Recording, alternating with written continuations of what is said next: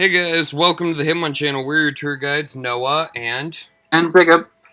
and today we're gonna be playing some more Scooby-Doo First Frights. But before we get into the actual game, I wanted to show you something. Because I was curious about the codes. That was in extras, right? Yeah, and so I looked up online, and there's some cheat codes, but most of it is actually just bonus costumes you can unlock. Oh? And I want to take a look at the costumes we have so far, just to show you something. First of all, you can apparently like unlock costumes of the enemies. Oh man, I like that weirdly simple font. Even for the price. Yeah.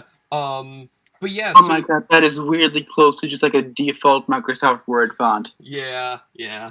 But yeah, so you've got like the actual like alternate costumes for the characters we unlocked, but there's also costumes for all the enemies we fought. Oh. So eventually we'll unlock like explore mode where you can play any of the levels as any of the costumes. Oh. Including the enemies, which is interesting. Oh. And also, so there's a bunch we have yet to unlock. You unlock all the enemy costumes when you beat the episode where they appear. Makes sense. So, once we finish episode 2, we'll unlock, like, the clown and the teddy bear and the creepy doll. But I wanted to show you the costumes that you unlock with the codes, because it's interesting. So you've got Egyptian Scooby, Native American Shaggy. Alright then. Night Fred. Alright. Karate Daphne. And Pirate Velma. Oh my god, I didn't look at that one ahead of time. That's hilarious. Oh, that's funny. But yeah, so you actually use the Scooby Snacks to purchase those for the Explore mode. Wondering what those did last time. Yeah. So yeah, that's that. Like, I looked up the codes and I saw there was Native American Shaggy, and because that is what it's called, and I was like, oh no. Oh no. That's a little misstep. That's a bit much. But yeah, we're just gonna continue with episode 2. We got the chase sequence, so now there's that.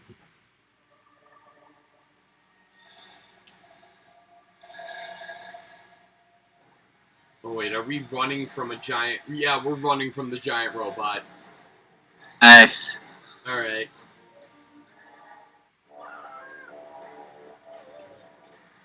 Oh, shit. Scooby just fucking plummeted off the... Oh, wait, I'm playing a Scooby, not Shaggy. My bad. I was like, Scooby, alright there, bud? But I like, was... man, Scooby's doing a terrible job at this. Oh. Ooh. the way it's, like, robotic, but also, like, flowy arms are coming toward... It reminds me of, This reminds me of, like, the SpongeBob 4D experience at Noah's Ark. Have you ever been to Noah's Ark? Wisconsin Dells? Noah's Ark thing? Yes. I think I know what you're talking about. And my god, at some point I think I just assumed I dreamed that up. Oh, the SpongeBob 4D thing? Yeah, because I remember, like, I went to that, I did that, but I never heard anything about that.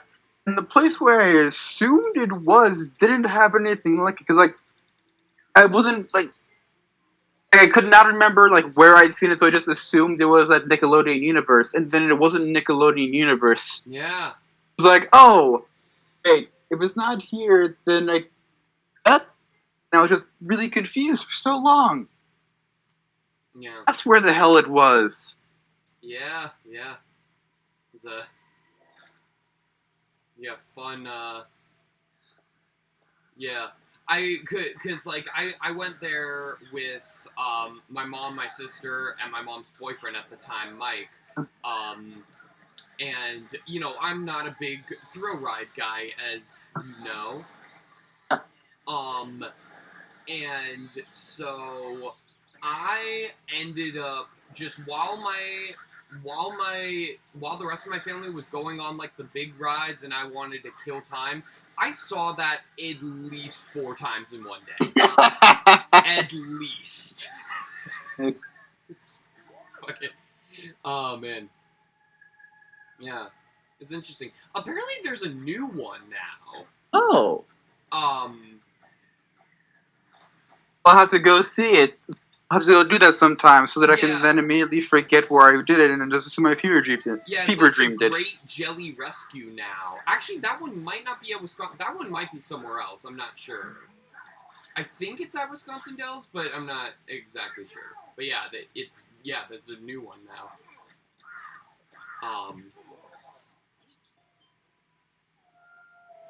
So that's interesting.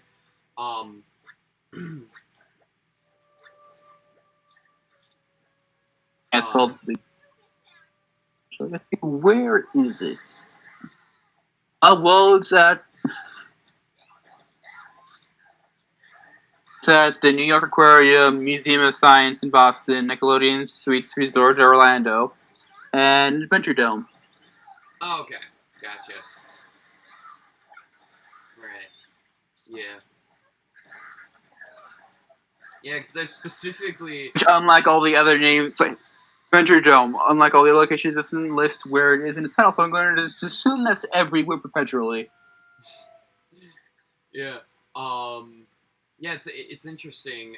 Because I of course, having seen it so many times, I remember it very clearly. Fred, what the fuck? How did you get down there? How did you get that far behind? Jesus.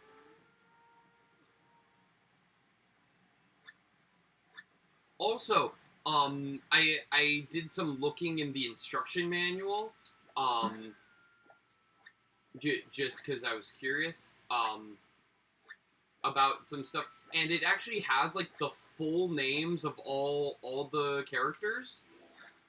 Fred's middle name is Herman. Just want to point that out. It's Fred. His full name is Frederick Herman Jones. It sounds familiar, but I can't quite remember from where. Yeah. Okay. I'm guessing that it was probably like I probably heard it like some point like during like in an episode of a pup named Scooby-Doo. They were probably doing the thing where like they because they were all kids in that one. Probably a thing where like Fred's parents or something like get mad at him for something and then use his full name to indicate that they're being serious. Yeah. That or the pirate movie, one of those two things. Pirate movie.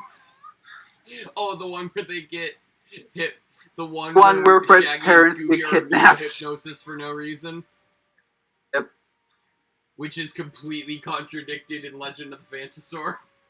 Because Shaggy gets hypnotized to be oh, I just airbended right off the edge. Or airbent? What is the That's actually, I wonder what like the well, I mean, I might find out. I mean, we're planning on watching the entirety of Avatar: The Last Airbender now that it's on Netflix, so yeah, it's gonna be fun. At the time we're recording this, we just finished the watch party for the first Austin Powers movie, which was just me and Jacob, and then one random person showed up briefly, said nice stock effects, or nice stock sound effects, and then left a couple minutes later. Don't know who it was, but I post the links to the watch parties for anyone to be able to join, so yeah. By the time this episode goes up, we'll probably have already done at least one other Austin Powers movie and probably some Avatar as well. So A question about something. yeah. Okay, so one of Aang's airbending techniques allows him to ride around on a ball of air, right? Yep. Okay, if he rode around on that and crashed into someone's car, would that be an air fender bender? Oh my god. Jesus Christ.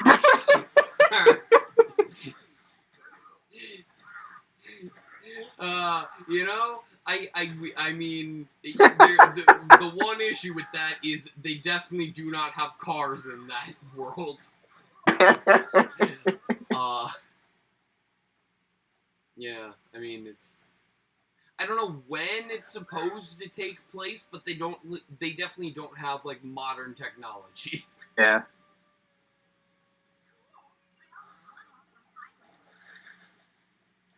Wait, what did any of that have to do with you being a pilot? You just floated on air. What? You didn't do any I don't know. This is why Velma's the smart one. I am way too proud of that joke setup. It was good. It was good. You clearly put a lot of effort into it.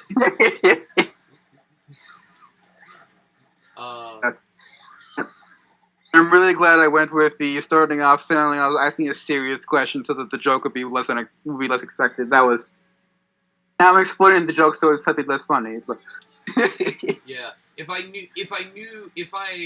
had more car knowledge, I probably would have come up with it too. I forget. Did I tell you the story of how my ex-girlfriend tricked me into fooled me with some that's apparently like one of the oldest tricks in the book as far as like people who don't know much about cars. It was like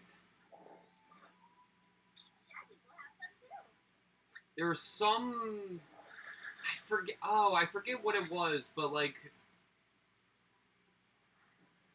there was something up with her car, and like she tricked me into thinking that like I forget what it was, some fluid that doesn't exist for a car that she tricked me into thinking exists, and it's apparently like a pretty common trick for people who don't know much about cars. Fluid? Like Is it headlight fluid? Something like that, yeah. I think that's what it was. Okay. But yeah. Like something was her headlights were broken, and I was like something led me to believe like oh well maybe it's the headlight fluid, and she's like, no, seriously. Anyway.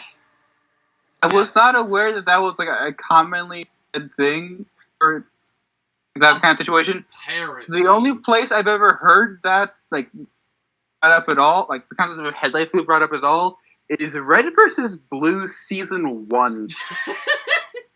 Okay. One of the characters gets tricked into going to the enemy base under the go buy headlight fluid. Whoa. Oh, Fred. Okay. Man. Daphne! I love Red vs. Blue. The early seasons are kind of hard to go back to sometimes. Daphne, are you okay? That Daphne is continuously jumping off the edge. Daphne, what are you doing? Is she getting moved? Is it that she's okay? No, I can't quite tell the position. Is it okay? Is it that she's actually respawning like slightly in the boxes, like hitbox, so it's pushing her out and that kind of fall off the edge? No, because she started doing it before I moved the box. Ah, well then, probably not that. She started doing it as soon as I switched to Fred to move the box. Oh, wow, she actually referenced, like, this could go towards my costume when referring to the Scooby snacks. Wow. I'm glad you found out about that beforehand, so we weren't horribly confused. Yeah. Purple vs. Blue, good show. Early season's a little hard to watch. But there's some great bits in, early Red vs. Blue, but it's also very, one, 2008, and two, dear God, microphones or stuff are weird. Yeah.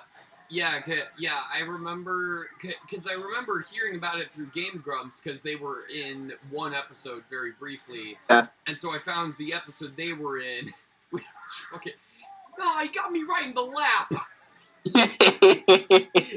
that bit is hilarious.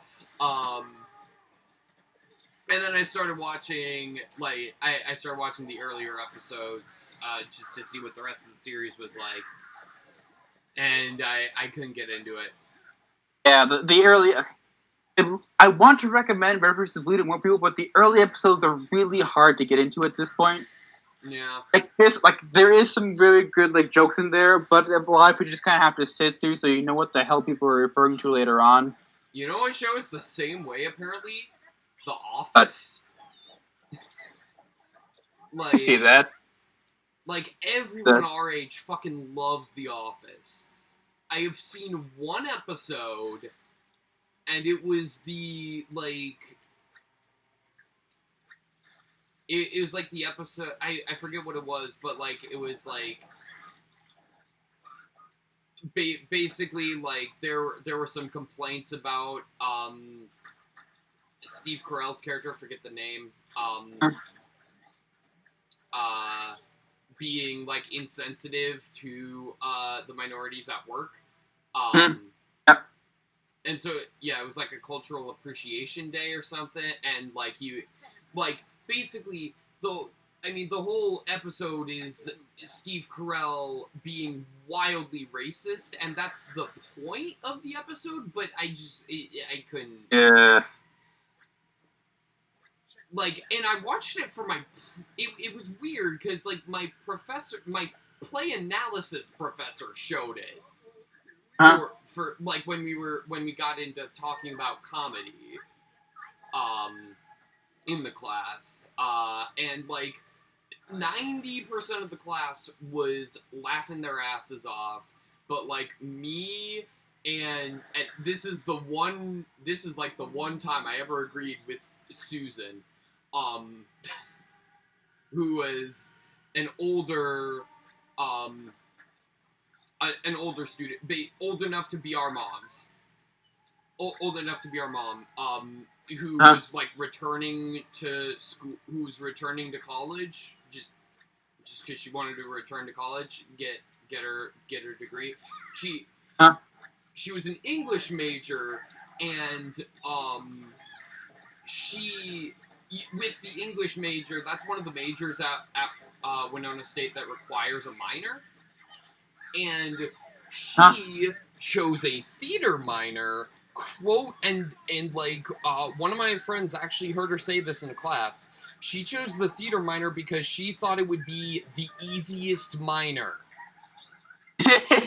Which, no.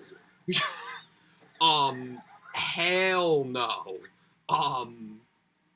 Theater is anything but easy. And it was just... And that was also, like, in a year where, like, we were getting a bunch of new minors that weren't, like, really willing to put in the work to be involved with theater. One of them was actually the guy I talked about in episode 2 of Sunshine, who pulled his pants down in the middle of wit. Oh, that guy! Yeah, he started his year as a theater minor, and you know, I saw some comedic potential in him until that pants incident.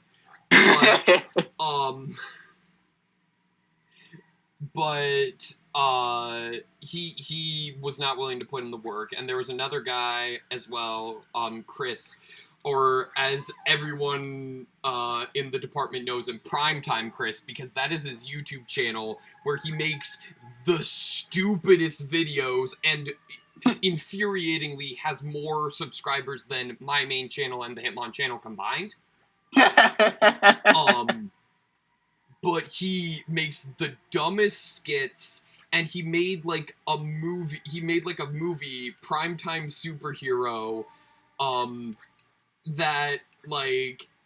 First of all, he straight up uses the Universal logo to introduce his movie.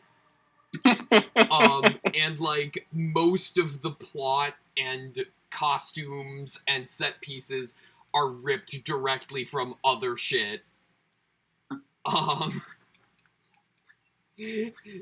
And yeah, but yeah,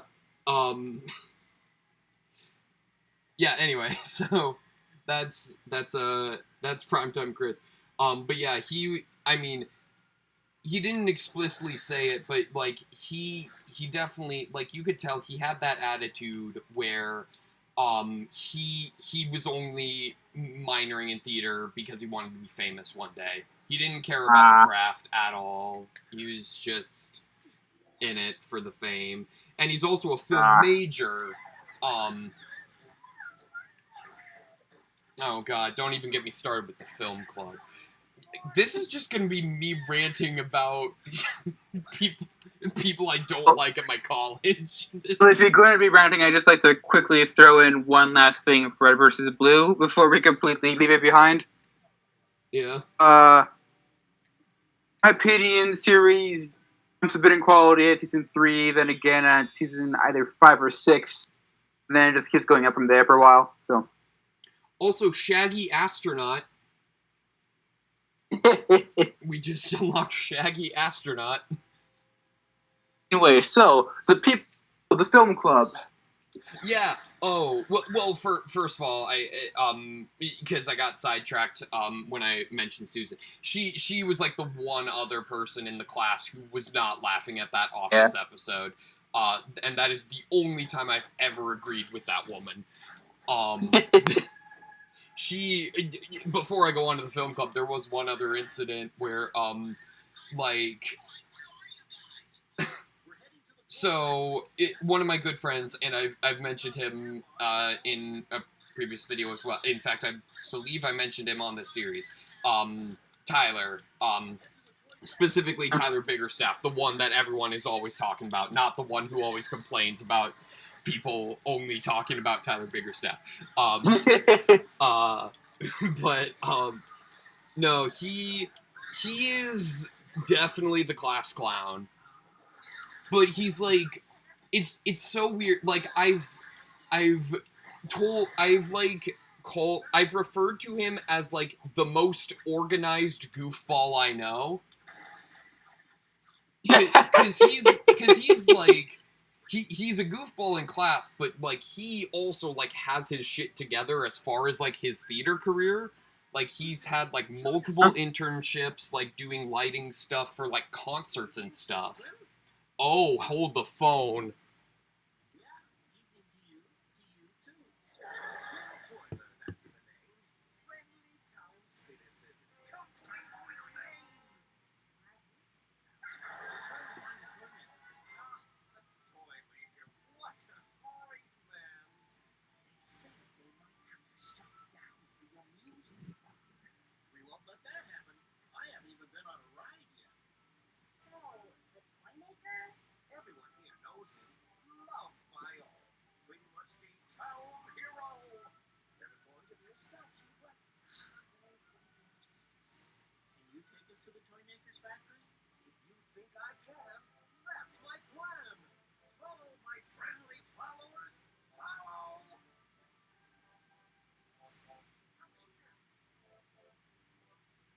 Oh, he's back.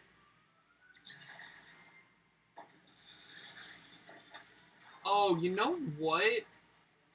I just realized, like, that kid reminds me of Gizmo from Teen Titans. You know who I'm talking about? Ah, You know the villain I'm talking about?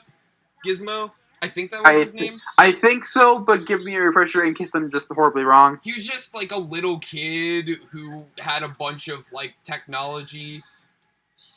Oh, okay, That's okay, yeah, I was pretty thinking much of someone else.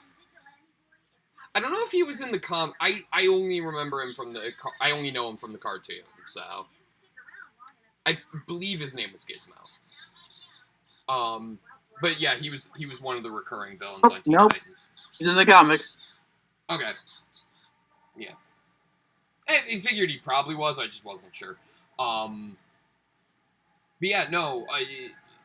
Back to what I was saying before I got interrupted by Discount Willy Wonka. And I'm not referring to Johnny Depp. Um.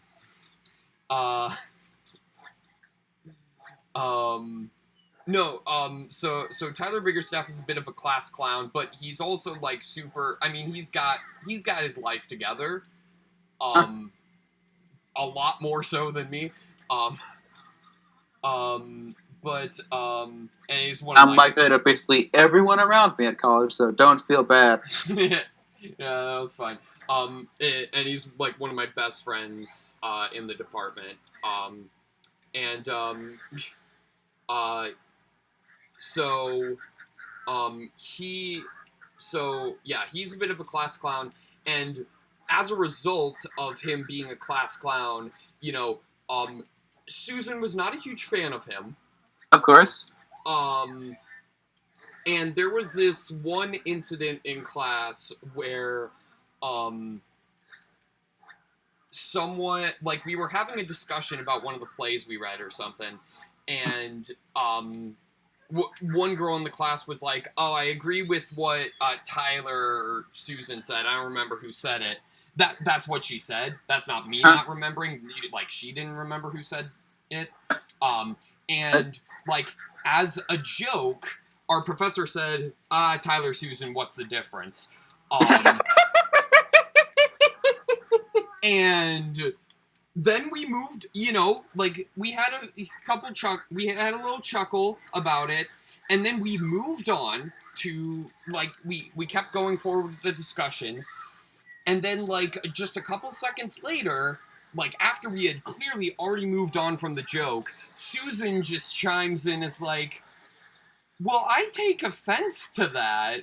Like Tyler and I are nothing alike. Like, I'm actually, like, respectful in the class, like, I don't, and the irony is she is like the most disrespectful person in the class, Of course. but she's getting on Tyler for not being respectful, and it's like, oh, and she did it in the most disrespectful way too, like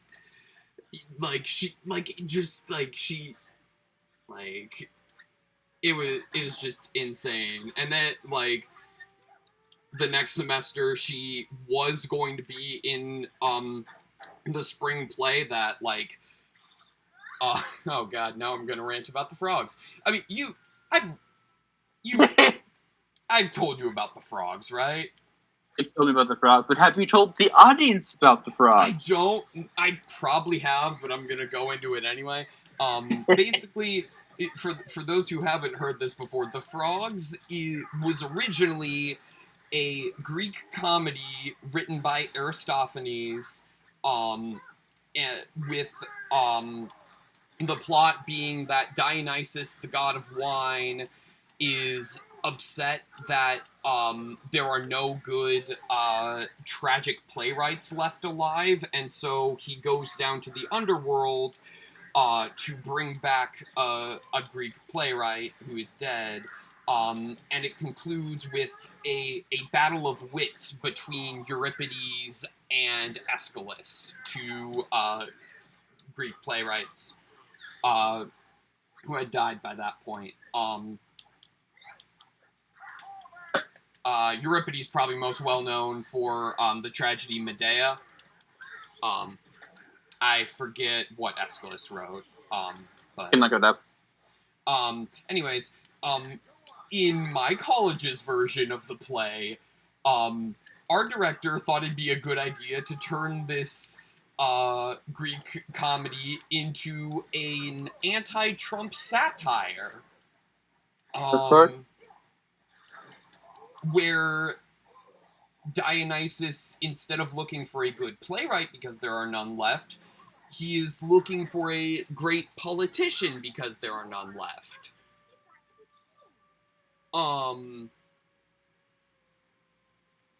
And so, rather than a debate between Aeschylus and Euripides, it concludes in a debate between Richard Nixon and Abraham Lincoln. And I actually played I played Richard Nixon. And actually, interestingly, going back to Chris for a second, Primetime Chris. So, initially, he and I were the only guys cast in the play. Huh?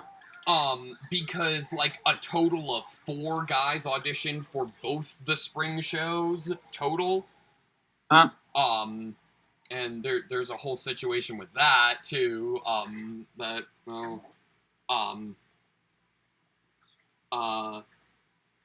one I'm not gonna get into. But let's just say there was almost some legal trouble with the other spring show. But I'm not going to go into that on camera.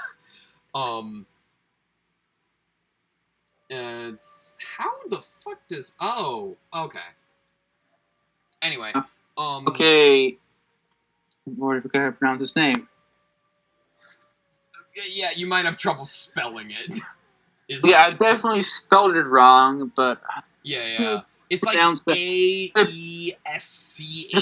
okay, or something. Here's my problem. I googled it by spelling it the way it sounds, and then I went. Now I'm on the Wikipedia page, and I'm trying to figure out how to pronounce it because I forgot the pronunciation. Just right, the pronunciation being they got me here in the first place. Aeschylus. Thank you, Aeschylus.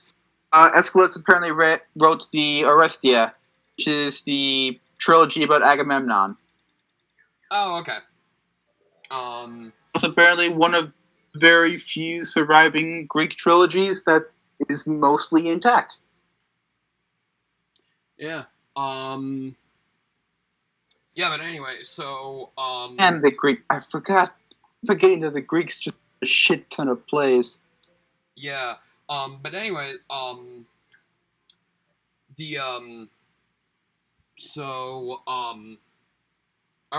here's Astronaut Shaggy. Oh my god, we are on top of the balloon. What? Okay. Oh god, this is going to be an interesting level. To everyone who wanted the float stage to come back in Smash Bros. Ultimate, I guess. It is fucking poke floats. Oh no, but anyway, going back to the our production of the frogs. Chris and I were initially consolation. There we go, consolation prize. There we go. Yeah. Sorry. No, I said it because I remembered English. Oh god. But yeah.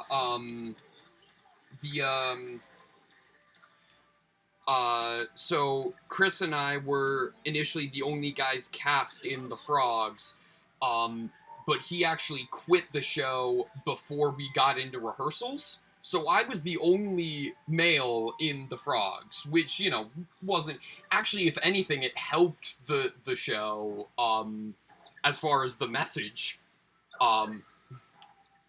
against Trump, having all but one of the cast members be female actually helps contribute to that. The one male cast member representing Richard Nixon. Yeah, exactly.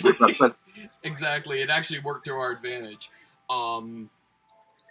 But Susan was also originally cast in the show, and she actually, unlike Chris, she actually got deep into rehearsals, but did eventually quit.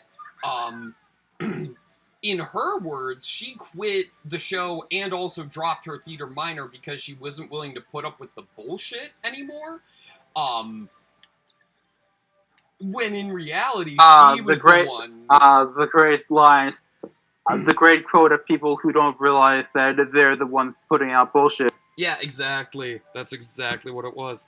And yeah, no, she just kept like talking back to it. Like she thought she had authority over us just because she was older. And she would also talk back to our director, which is a big no-no. Especially with that director. But anyways, and all the rest I'll say about the frogs is that actually the same person who told me about why Susan chose the theater minor, that same friend saw the frogs, and their words to describe it were, everything except the script was great. Which is absolutely accurate. And here's the thing, like, you'd think, well, okay, first of all, the frogs in its original text probably was considered pretty funny at the time. It isn't really it's 1,000-year-old humor from a different culture, so it doesn't work super well nowadays. Exactly. And on top of that, our director was constantly making edits, obviously, you know, to make it fit with the Trump satire, but also, like, put in a lot of, like, jokes that had nothing to do with it being a Trump satire, that just weren't good jokes. Like, this is what we call in the theater business a devised work, which has become more and more common nowadays. Where basically the script is merely an outline, and it's like constantly changing and developing, and the cast has full involvement in that development as well. So yes. Sounds decent on paper, but... Yeah, The Frogs is exactly how you don't do a devised work, though. Even the director himself has admitted, like, nowadays, that he did not like that show. Like, the director himself has admitted it. And I remember I'm just on up to it. Like, I remember, we were in the middle of a rehearsal, for the spring play that was supposed to happen this year before the Backstreet Boys reunion tour happened, and with that same director, and I was assistant stage managing, and he, like, something led to him making a comment about how he hated the frogs, and I, to myself, although some people heard it, I don't think he heard it, but, like, my stage manager definitely heard it. And she was also the one who played Dionysus in that show, so, like, she, I mean, nobody liked that show, but, like, when he said, oh, I really hated the frogs, I was like, to myself, well, that makes at least two of us.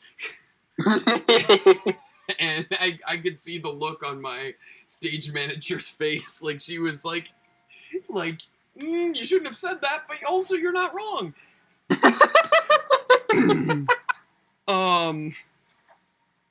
Yeah, no, nobody I mean, I probably liked that show more than most people. And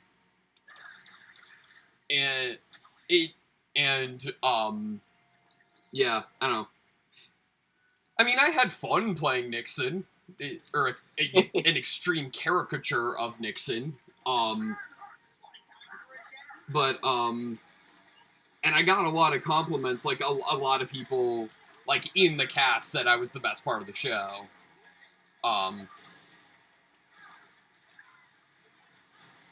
So, you know, I mean, not to brag or anything, but like, but yeah, no, but our director put in a bunch of like really weird jokes that like, and it felt like he didn't know who he wanted his audience to be, because like there was one joke that was like, oh, like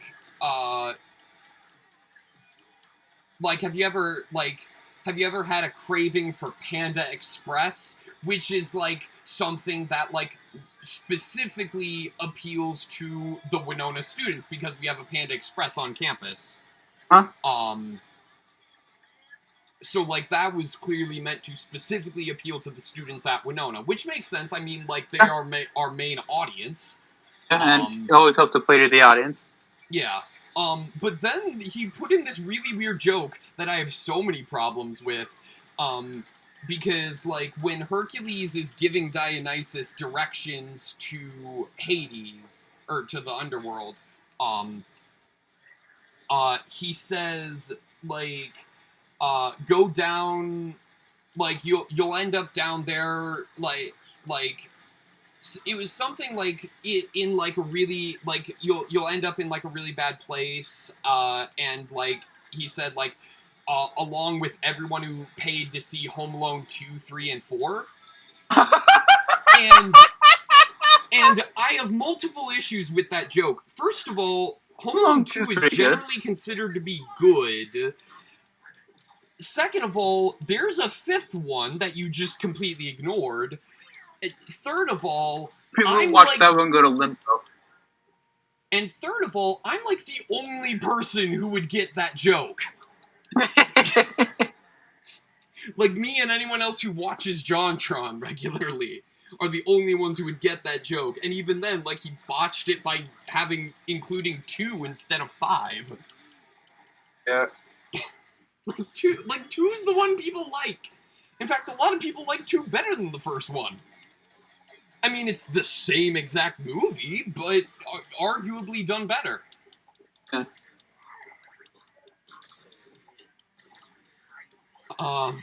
Yeah. So yeah, that's anyway, that's the end of my rant about the frogs. Oh, actually, one more thing. You know, as I mentioned, this is a devised piece where actors are often involved with the process. And the one joke that anyone thought was funny, in the cast at least, happened completely by accident. So, like, there was a part where, like, the chorus is, like, giving this speech to, Dionysus and his minion Xanthias.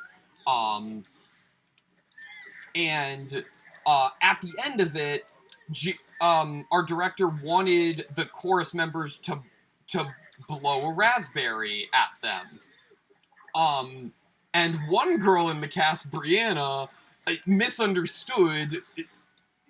Apparently didn't know what a raspberry was in that context, and just said the word raspberry. And our director was like, you know what? That's funny. Let's keep it. And that was the one joke that made any of us laugh. And it happened completely by accident.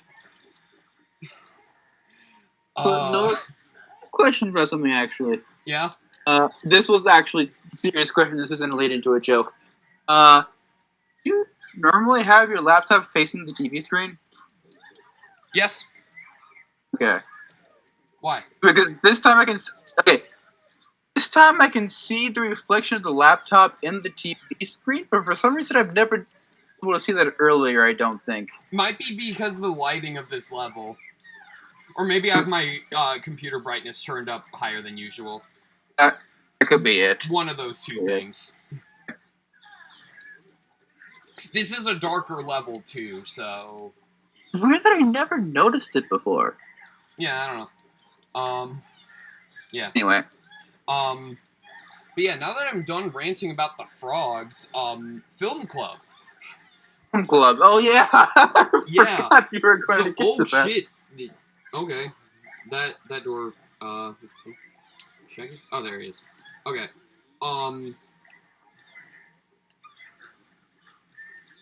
Wait, what? Oh, that was supposed to happen. Okay, never mind.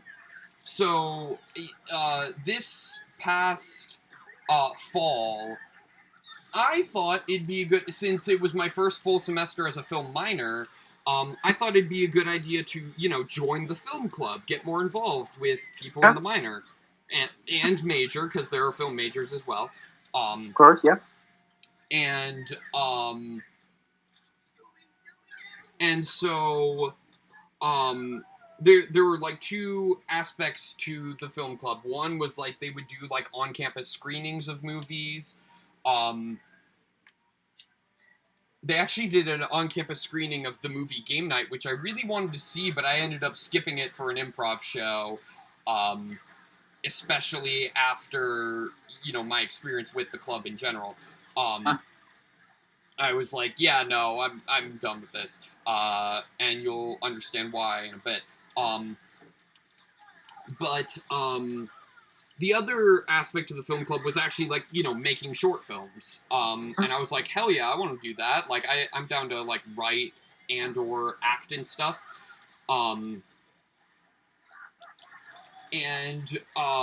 So what ended up happening... So, the first short film... We like, voted on, like, what our first short film was going to be that we made.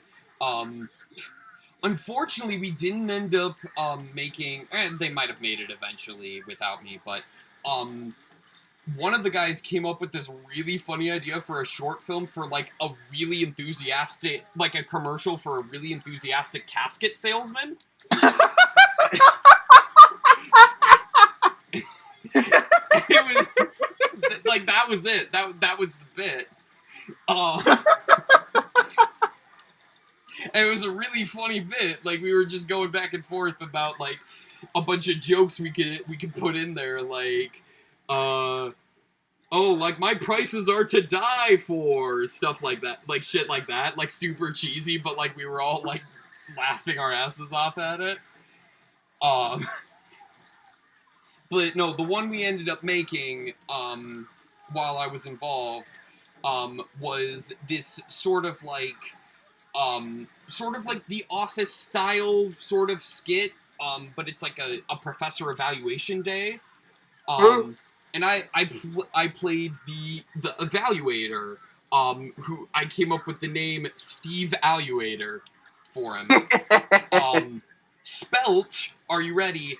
Of course, Steve spelt as you normally would. That's his first name. Then his first middle name is Al. A-L, of course. Then he has a second middle initial, U, who knows what it stands for. And then his last name is Ader, spelt the number 8, E-R. And I'm just now realizing that joke is so much funnier now that we know what Elon Musk named his son.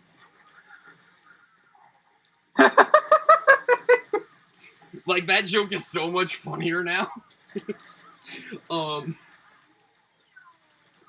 Because, I mean, that's a ridiculous name, but not as ridiculous as Elon Musk and Grimes' son.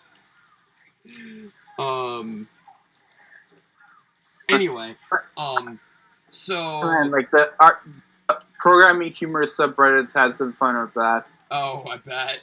Like, the best joke is, like, one joke that sticks with me the most is, like, from that was someone doing a, like, do you have any idea what a pointer is in programming? No.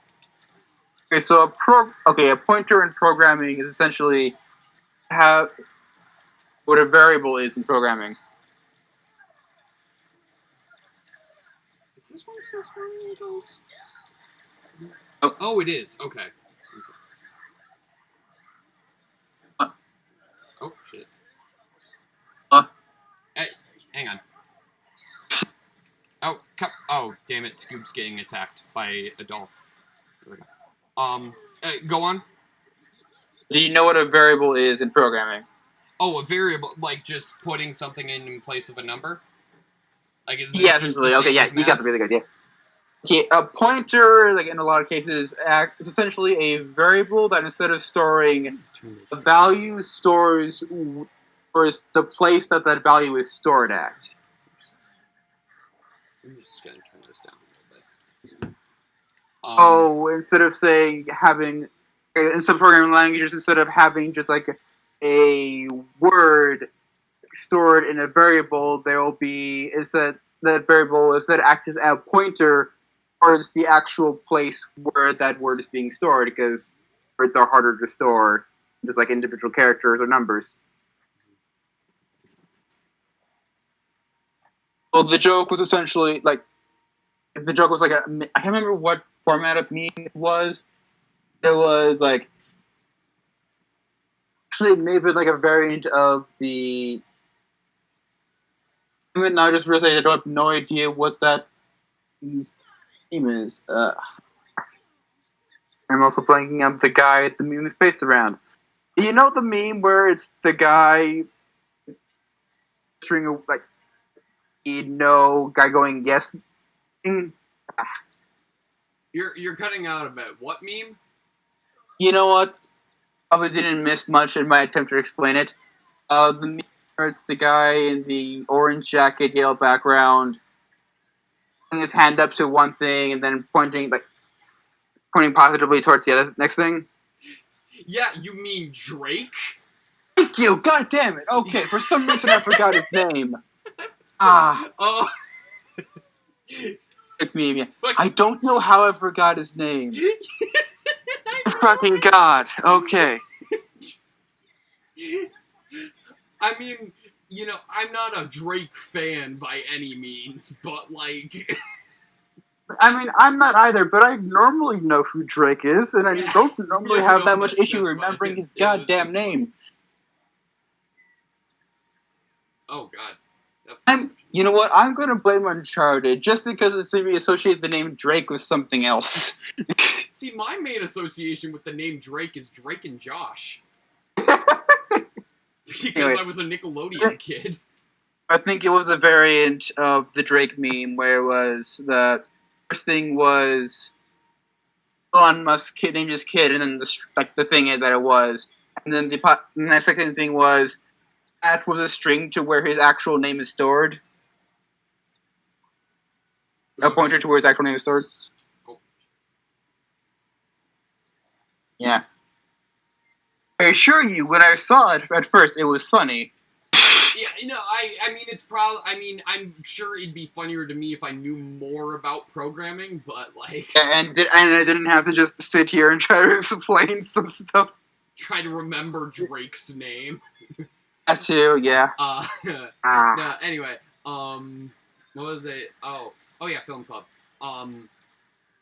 So, you know, I'm a busy guy because of theater and stuff. And so, I mean, we got most of the filming done, in like 2 nights.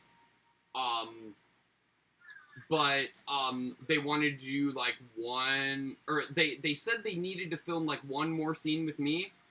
And I mean, the script was like, you know, kind of fun. I mean, like, we didn't have a script. It was pretty much all improvised. And it was just like me reviewing the 3 most awful teachers. One of them being Primetime Chris, by the way. And I mean, he was easily he was easily the least funny. But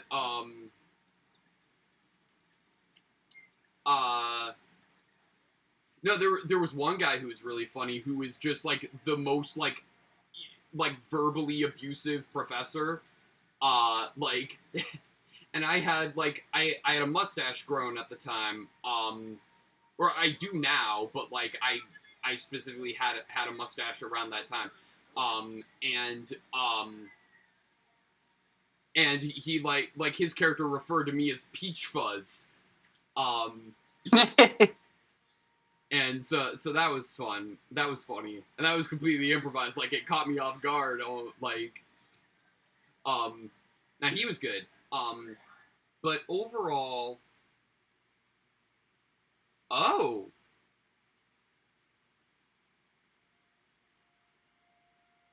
okay. This raises questions about who is behind this. Yes, it does. Because we have the kids' remote, but we have the toy maker's hat. What? Also, another thing that kind of looks like what an evil version of the toy maker might look like. Yeah, but I still feel like it's incredibly obvious that it's the kid. Or maybe that's what they want you to think. Maybe they want you to think that the kid's the obvious because, like, I mean, because the teacher was the obvious choice in the last one. But I could tell it was the coach, just based on, like I just listened carefully to his dialogue, and it was very obvious that he was trying to frame her. Because they're like, oh, you better keep an eye out for Miss Wilkins, or whatever her name was. Anyway, so yeah, they had, like, for the film club, they had one more scene that they wanted to film with me. I was like, okay, like, I'm available these times. And the guy who was in charge of the whole thing, Scoob, pull your lever. Thank you. And the guy who was in charge of the whole thing never got back to me. And I was like, okay, I really would, like, we started filming before Thanksgiving break. And I was like, okay, I really want to, finish this before Thanksgiving break so that I could shave for Thanksgiving. And get my hair cut during Thanksgiving break, because my hair was also getting too long for my liking.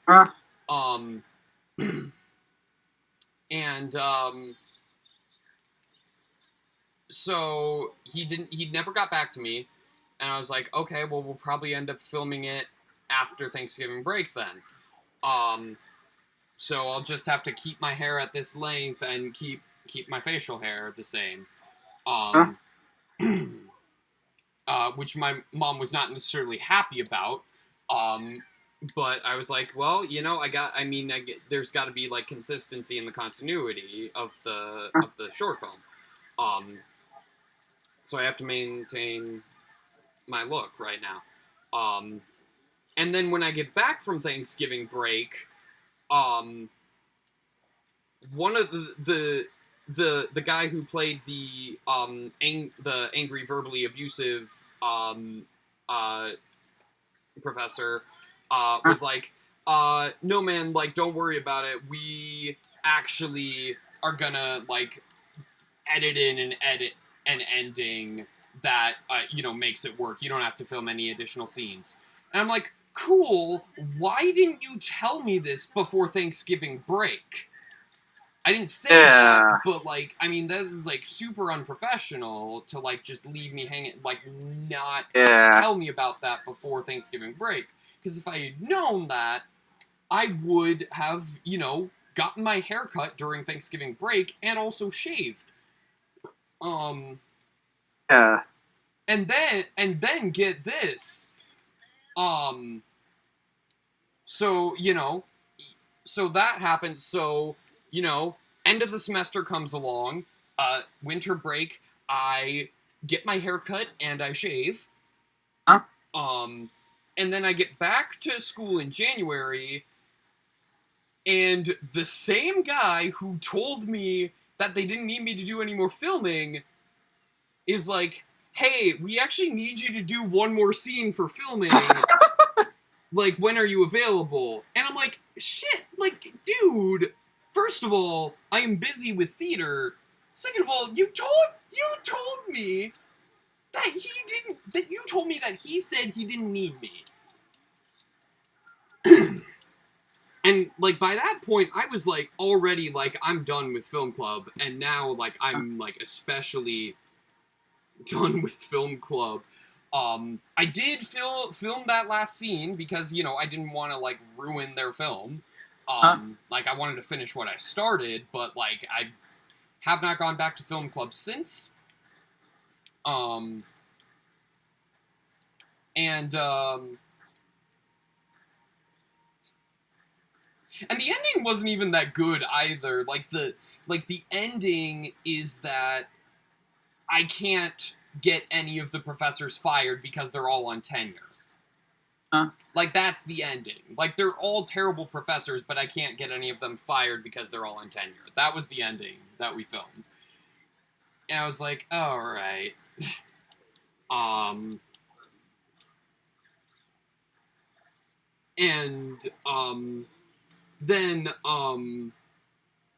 Yeah, and then actually, funny thing, during 24-hour theater, like, in the same building, the film club just happened to do, like they were having snacks for some, I think they were doing, like, some sort of, no, I think they were just giving, they were actually having auditions for another short film they were working on. That's what it was. And, you know, they, like, talked to, like, the other people involved with 24-hour theater to see if, like, anyone in the theater department wanted to audition, and we're like, well, we're actually busy right now, but I'll let you know if, like, anyone is interested. And then, like, I saw them, and they're like, hey, you haven't been at film club in a while. And I'm like, yeah, I mean, I've been busy with theater, which was the truth. Like, I was assistant stage managing for that spring play that didn't happen because of the Backstreet Boys reunion tour. Yeah. But, like, and they were like, well, we'd love to have you back when you have the time. And I'm like, maybe. When, in fact, I have no plans on going back there. Oh, God. I really hope none of the people I'm shit-talking actually watch this.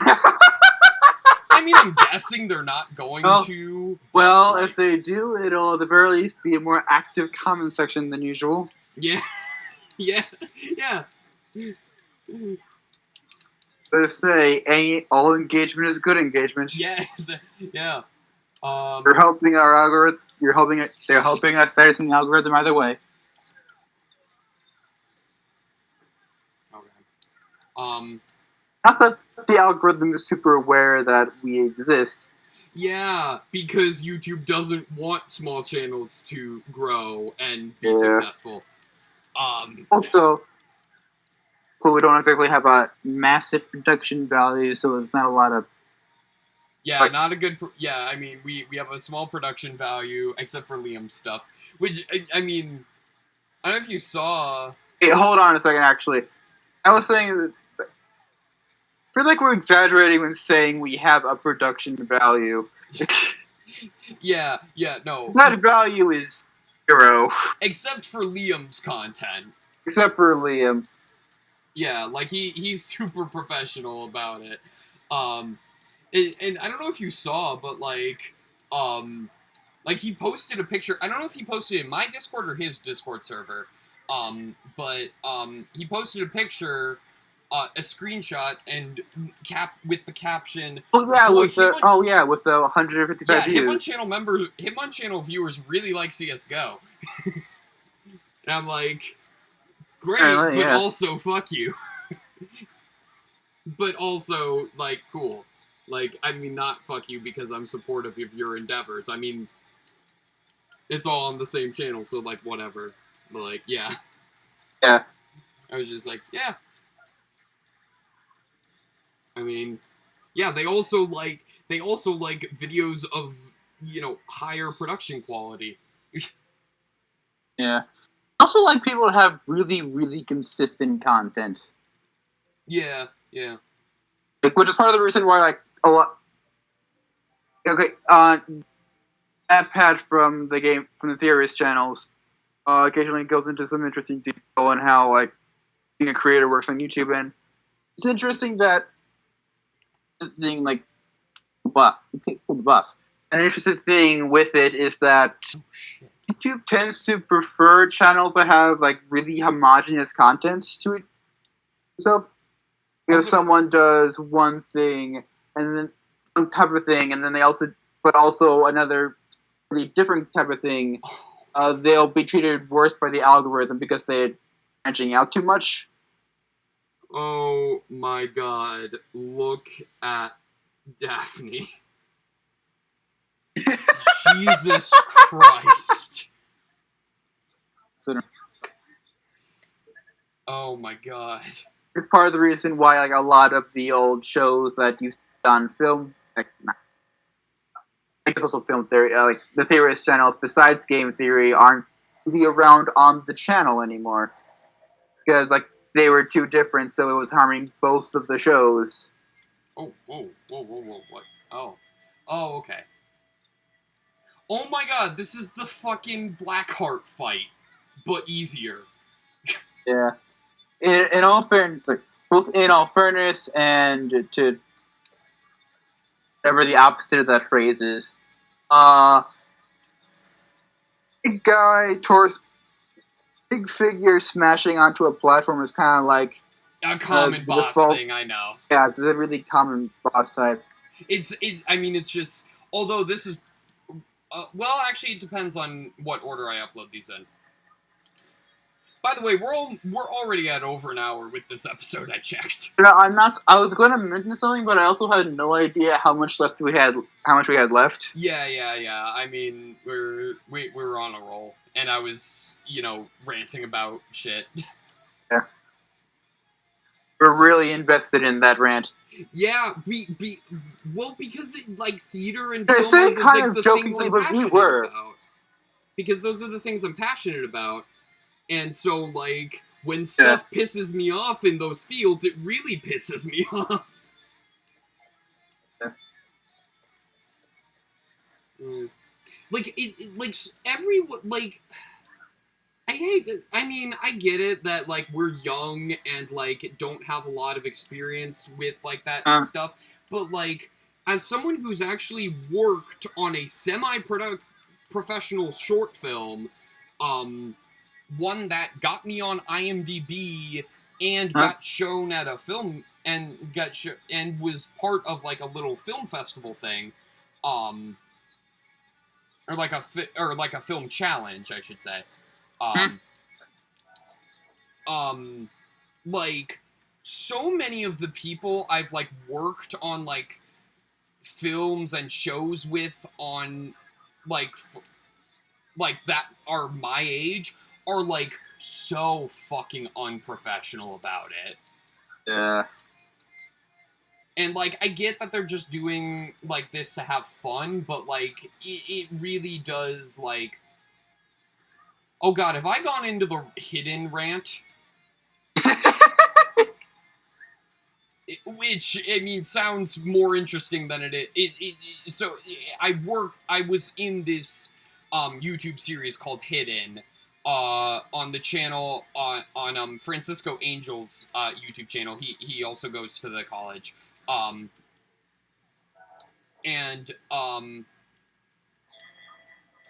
So, oh god.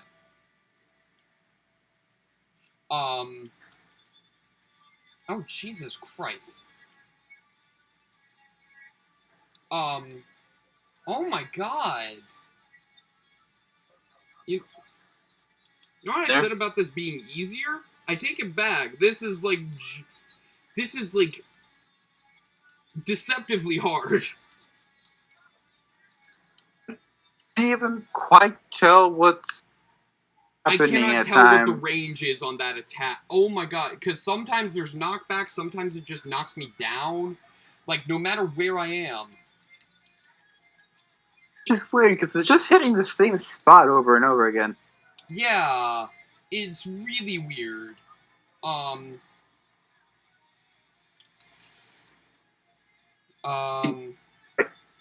that doesn't help. It also does not help that I'm watching this at a significantly slower frame rate. Yeah, I honestly cannot tell whether or not you're jumping to avoid the shockwave or anything. I could I mean, if I time a jump correctly, that's probably what it is I have to do, but like... Oh shit, I think if I run out of Scooby snacks, I'm just dead and have to start over. I think. Scooby snacks are also rings in this, I guess? but I also have a health bar, which is weird. So what it I'm gonna was see if was Daphne works better I for this, think actually. what it was when you go down to 0, you spend Scooby Snacks to essentially buy more health. Yeah, Oh. I think that's what's happening. Oh, yeah, that makes sense. But also, oh, god damn it. Jesus. Alright. What? Okay, how? Because I can't really do, like, an air attack, because that's a ground pound, and that doesn't really work on this. What am I... What? How? What? I should be hitting that, right? Hold on, I'm looking up a guide. How do I hit that? Is the thing. Oh my god. Oh, this is what the game looks like at its proper frame rate. Yeah. And its proper resolution, too. Yeah.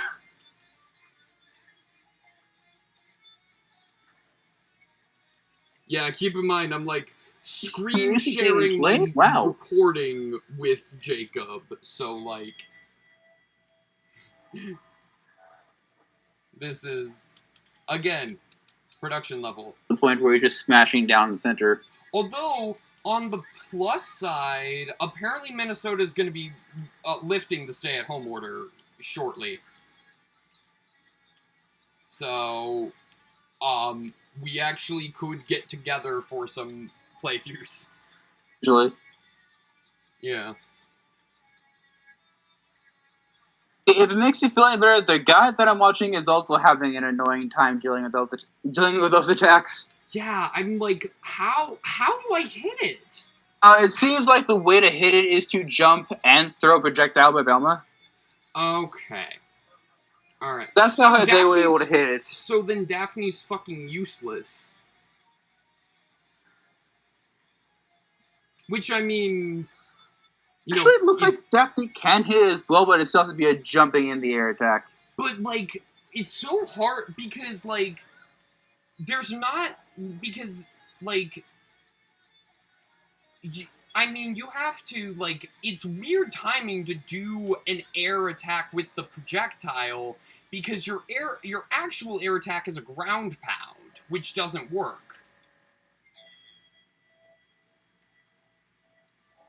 Yeah, looking like you just have to do, like, up in the air and throw a thing as Velma, and then eventually that'll take it down, but it looks really slow and tedious.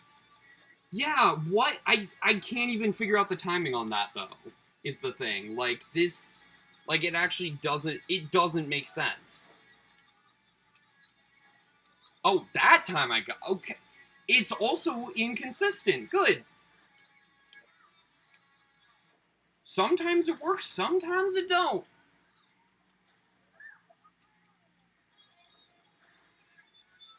Oh, God. I'll say, I'm liking the music, actually. Yeah, the music's awesome.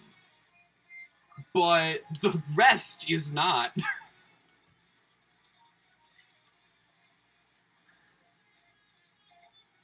Yeah, I have to time this really weirdly. It doesn't help that I also have to jump to avoid the shockwave of it, or the knockback. Actually, it looks like you don't necessarily need to do that. It looks like you might just need to be far enough away. No, even when I'm at the very edge, the knockback either damages me or sends me off the edge. Oh. It's very annoying. Too. It's very this is a very poor design. Well, that's what Daphne's used for in this fight. Yeah, at least in the Ghost Rider fight, you can't fall off the edge.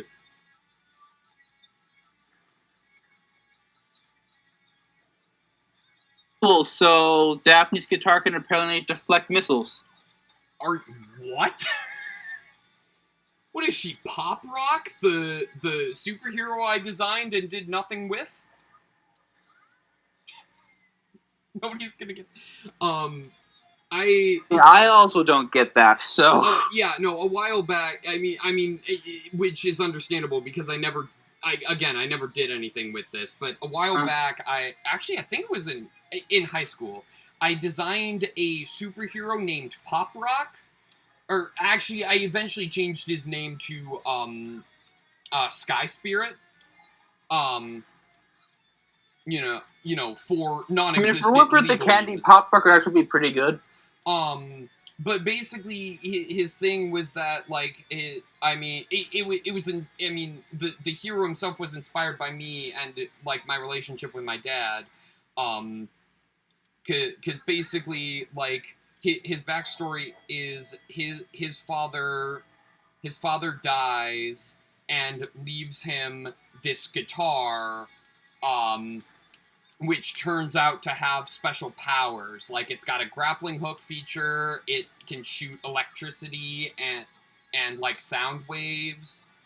And so he just becomes a rock and roll themed superhero. And all his villains are also like themed after different genres of music. Like the Green Goblin to his Spider-Man is the Boogeyman. Which he's just like a humanoid lizard with an afro and with like one of those like afro combs, but it's like super long and like acts as like Wolverine claws essentially. And then there was also, oh god, what other characters did I design for it? Oh, Heavy Metal, which is just like a dude made of metal, which I mean again isn't super,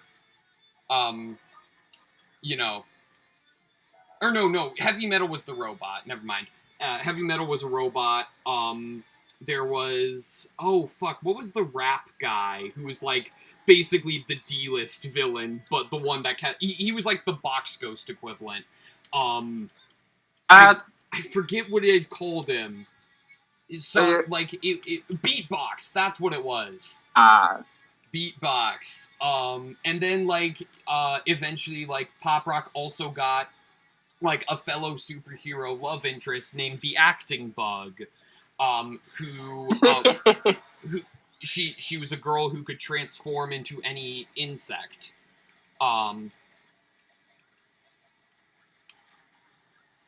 Like she had butterfly wings and like a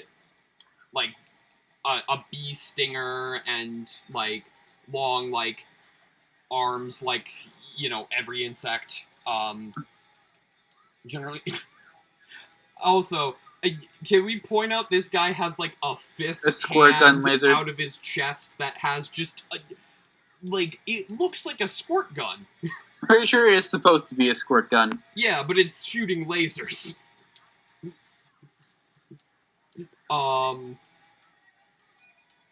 Anyway, but so yeah, for avoiding the laser, like basically walk through it seems like it's easier to just stay on one side and not bother trying to jump over it. Oh, and then I also came up with a villain based on my sister, who went through two different names, Hummingbird and Songbird. Unfortunately, those are both taken by comic characters. So wow. Also, designing a supervillain after your sister is one of the most brother things I've ever heard. I mean, yeah. Well, I think I designed her as more of a like sometimes they would fight, but sometimes they would team up. Like mostly a villain, but like not all bad. Like the Boogeyman was the main villain.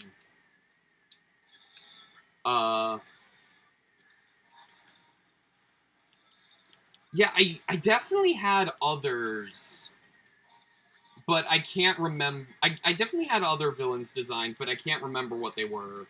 But yeah, that was just a thing I came up with. Because I was like, I want to design a... Actually, oh, I think Daphne killed the boss for me, actually. Nice. Oh, this is third phase. Oh, no, okay. For this one, it seems like you basically just will away at him. Okay.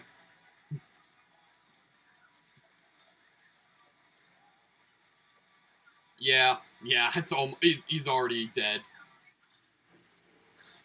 Oh god, he looks really creepy under there, actually. How long is this now? Okay. Okay, so we've got Numbers, Tim Toiler, and Pete Smithers. Okay, so who... It's not Pete. It's not Pete. We know it's not Pete, because he was It's not there Pete. when the robot showed up the first time, although Yeah. I didn't see that, to be fair.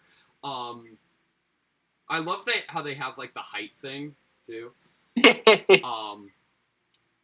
Oh, God.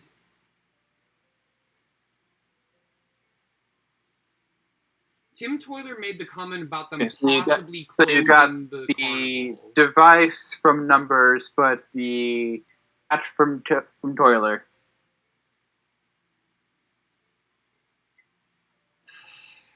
I get the feeling that Numbers is the obvious choice, but that it's actually Tim Toiler. It feels like there's more clues for him, and because we found his hat. Yeah. So that's pretty much it. And that remote could have been like he could have like taken Numbers' remote or had a remote of his own. Like that one's not. Anyway.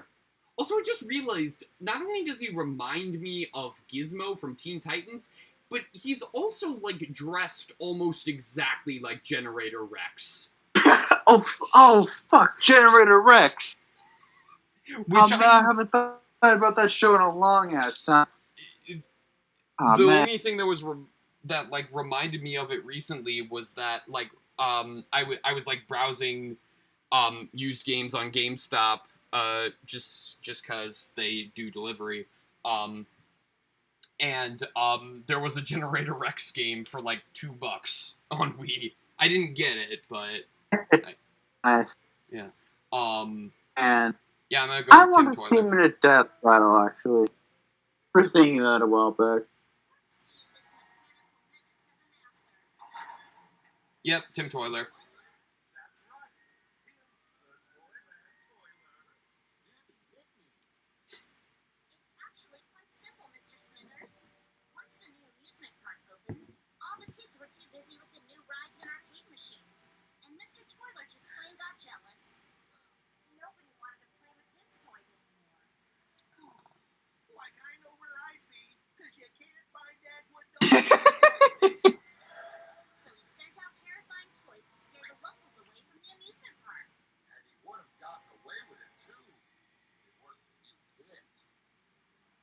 Oh, I think that's the first time I've heard that said by someone who wasn't the culprit.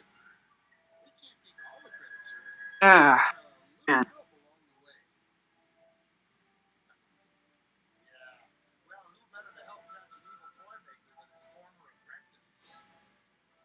Oh! Okay, so that explains the remote. Yeah.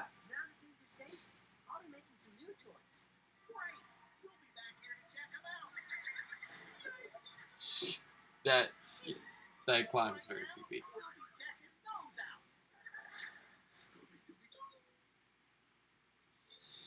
Alright. No, did that. Well, that was a overall frustrating boss, but we did beat this episode in what is by far we could have definitely made this 2 episodes, but whatever. Yeah. We didn't. I was in multiple passionate rants. Oh my god, I didn't even do the hidden rant. Well, hey, know what? We can do that during Paper Mario. Yeah, except the first episode of dialogue in Paper Mario. So yeah, the first episode of Paper Mario will probably be going up before this episode. So, I mean, I'll put in the description if the hidden rant is in that episode, so you can go check it out. Anyway, I'm Noah. I'm Jacob. Peace. adios.